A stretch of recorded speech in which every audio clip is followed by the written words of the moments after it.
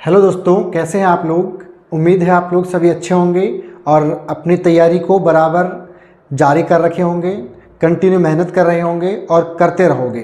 दोस्तों, हमारा जो पिछला लेक्चर था उसमें मैंने बताया कि सहसंयोजक यौगिक क्या होते हैं, सहसंयोजक बंध कितने प्रकार के होते हैं और वो कैसे बनते हैं। आज के छोटा सा वीडियो होगा, इसमें हम बंधों के प्रकार को ख़त्म करेंगे और अगले वीडियो में हम फिर रासायनिक अभिक्रियाओं वाला टॉपिक स्टार्ट करेंगे। दोस्तों, अगला जो पॉइंट है अपना वो है उप सहसंयोजक बंध। उप सहसंयोजक बंध। बहुत ज़्यादा बड़ी क्लास नहीं होगी दोस्तों, आज छोटी सी क्लास लेंगे और उप सहसंयोजक बंधों के साथ में हम हाइड्रोजन बंध को भी आज खत्म करेंगे। मतलब कुल मिला के जो रासायनिक बंध है उनका सर्वनाश करने वाले हैं। उप सहसंयोजक बंध क्या होते हैं दोस्तों? जैसा कि आपको मैंने पहले बताया था कि सहसंयोजक बंध में दो लगभग समान विद्युत ऋणता वाले परमाणु या फिर दो समान परमाणुओं के बीच में क्या होता है, इलेक्ट्रॉनों के साझे से किसका निर्माण होता है, उप सहसंयोजक बंधों का निर्माण होता है। आज हम बात करते हैं उप सहसंयोजक। ये भी जो बंध है ये दोस्तों सहसंयोजक बंध का ही एक प्रकार है, लेकिन इसमें थोड़ा सा चेंज क्या है कि जब साझे के इलेक्ट्रॉन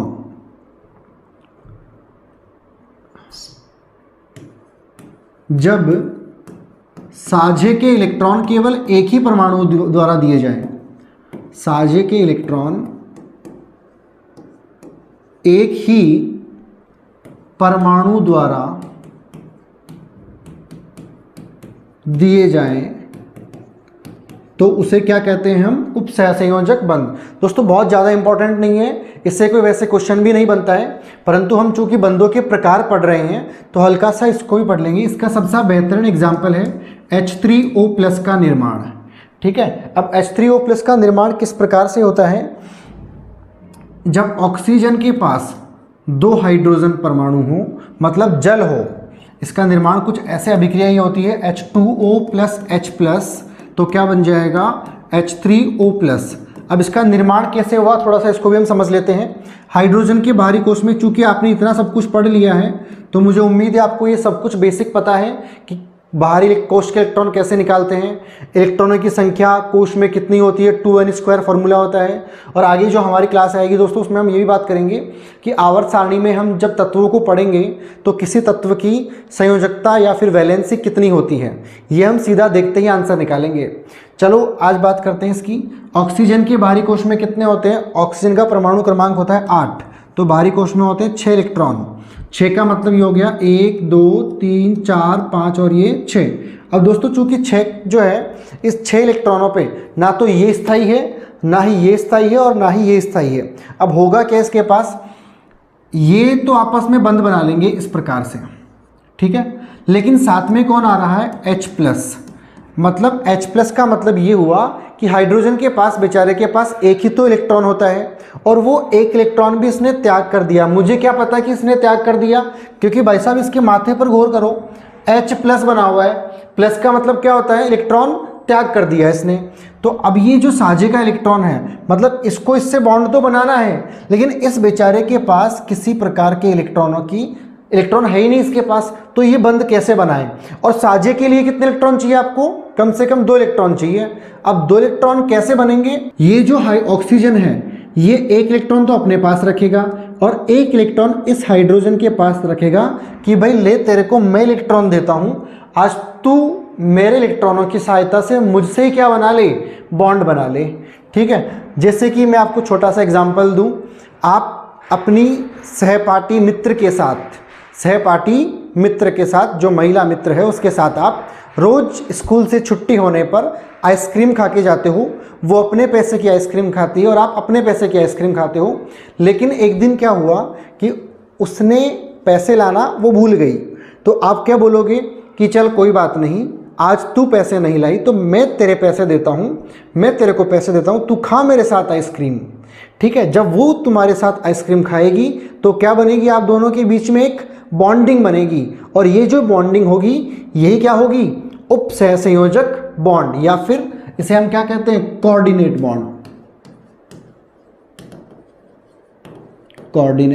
बॉन्ड। तो जब ये अपने एक इलेक्ट्रॉन इसको देगा, हालांकि होना इसके पास चाहिए था लेकिन नहीं है, तो क्या करे बेचारा, ये इसको देगा और क्या बना देगा, ये तो पहले से ही बंद बना हुआ था, अब एक बंद इसका और बन गया और ये दो इलेक्ट्रॉन इसके पास पहले से पड़े ही थे। जब इस ऑक्सीजन ने अपना एक्स्ट्रा इलेक्ट्रॉन इसको दिया बॉन्ड बनाने के लिए, तो ऑब्वियसली इस O पे क्या आ जाएगा, प्लस का निशान आएगा। और प्लस का निशान क्यों आएगा दोस्तों, क्योंकि इसने इलेक्ट्रॉन त्याग किया है उसके लिए। तो किसका निर्माण हो जाएगा, H3O प्लस का। बस ये छोटा सा था। आगे हम बात करते हैं, एक होता है हाइड्रोजन बंध। हाइड्रोजन बंध क्या होता है दोस्तों, हाइड्रोजन बंध कोई बहुत बड़ी चीज़ नहीं है, आपको एक छोटे से लाइन पढ़नी है कि ये क्या होता है, हाइड्रोजन बंध। हाइड्रोजन बंध होता क्या है, ये होता है दोस्तों हाइड्रोजन परमाणु और हाइड्रोजन परमाणु और अधिक विद्युत ऋणी तत्व। इस दुनिया में सबसे अधिक विद्युत ऋणी या फिर सर्वाधिक इलेक्ट्रोनेगेटिव एलिमेंट जो है वो है फ्लोरीन। परमाणु और विद्युत ऋणी परमाणु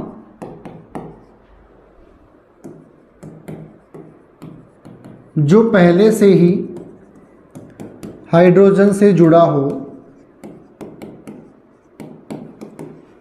के मध्य कौन सा बंध बनता है, हाइड्रोजन बंध। ऋणी परमाणु, और ये कौन कौन से होते हैं, या तो दोस्तों ऑक्सीजन या फिर नाइट्रोजन या फिर कौन, फ्लोरीन। इनके बीच में जो बंध बनता है उसे हम क्या बोलते हैं, हाइड्रोजन बॉन्ड।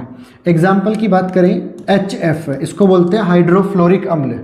HF का जब एक कंप्लीट मॉलिक्यूल दूसरे HF से बॉन्ड बनाएगा, फिर ये तीसरे से बनाएगा, फिर ये अगले मॉलिक्यूल से बनाएगा, तो देखो ये हाइड्रोजन और ये फ्लोरीन आपस में सिंगल बॉन्ड से जुड़े हुए हैं, लेकिन ये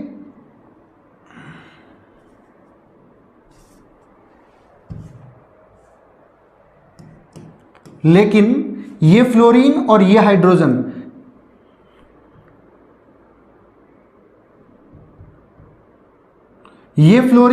हाइड्रोजन इसके बीच में जो बॉन्ड बन रहा है इसको हम क्या कहते हैं, हाइड्रोजन बॉन्ड। इस फ्लोरीन और दूसरे हाइड्रोजन के बीच में जो, इसको नहीं बोलेंगे दोस्तों, इसे बोलेंगे हम कौन सा बॉन्ड, हाइड्रोजन बॉन्ड। और वैसे इसको रिप्रेजेंट कुछ इस तरीके से किया जाता है, डॉट डॉट करके, HF फिर HF फिर डॉट डॉट HF, ठीक है। तो दोस्तों ये जो बंध बन रहा है ये कौन सा बंध है, इसको हम बोलते हैं कौन सा बंध, हाइड्रोजन बॉन्ड, ठीक है।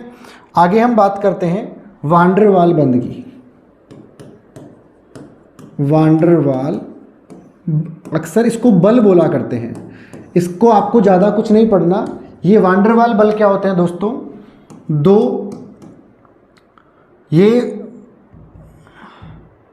जो अक्रिय गैसें होती हैं उनके बीच में कौन सा बल लगता है, वान डेर वाल बल। अक्रिय गैसें 18वें वर्ग में पाई जाती है, 18वें वर्ग में पाई जाती है, ठीक है, जिसे नोबल गैस भी कहते हैं। तो दोस्तों ये वैसे कोई काम नहीं आएगा, केवल आपको सिंपली नाम ध्यान रखना है।